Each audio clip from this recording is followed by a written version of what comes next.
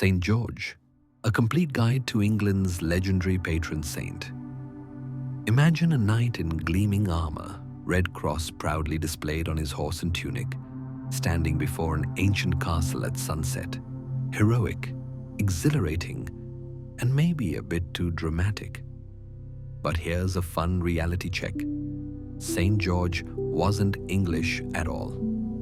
Born around 280 AD in Cappadocia, modern-day Turkey, to a Christian family, he later became the patron saint of not only England, but also Georgia, the country, not the US state, Ethiopia, Bulgaria, Moscow, Beirut, and more.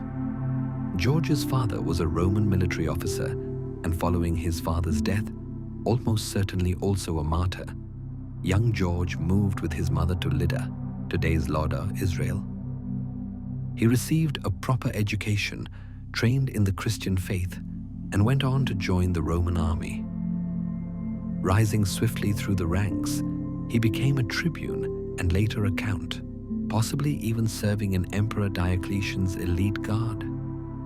Then, in 303 AD, with Emperor Diocletian launching a major campaign against Christians, George did something bold.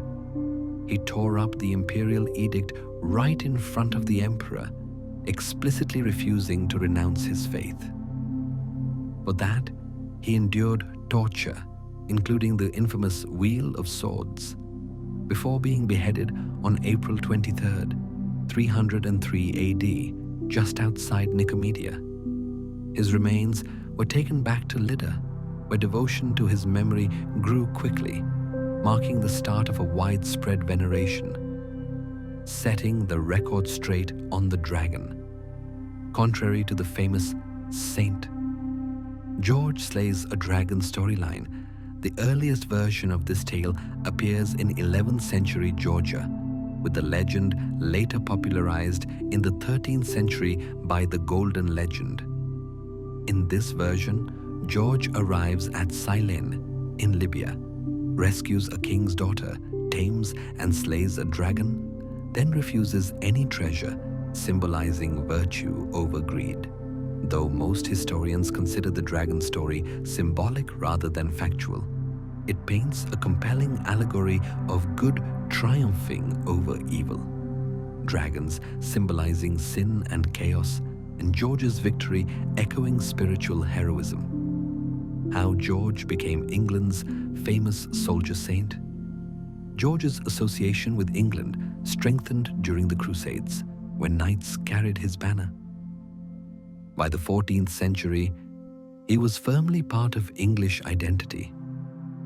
Kings Edward I and Edward III adopted his cross in battle, and in 1348, Edward III founded the Order of the Garter, England's highest chivalric honor, to be under St. George's protection. His banner and symbols became legends on par with King Arthur's Knights of the Round Table.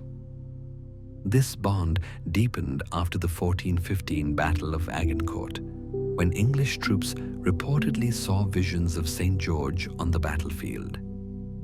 That same year, his feast day, April 23rd, was elevated, further cementing his role in English national identity. The connection reached artistic heights in Shakespeare's Henry V with the rallying cry, "God for Harry, England, and St. George." St. George in contemporary times. In England today, St. George's Day, April 23rd, is marked with parades, medieval fairs, and scout events.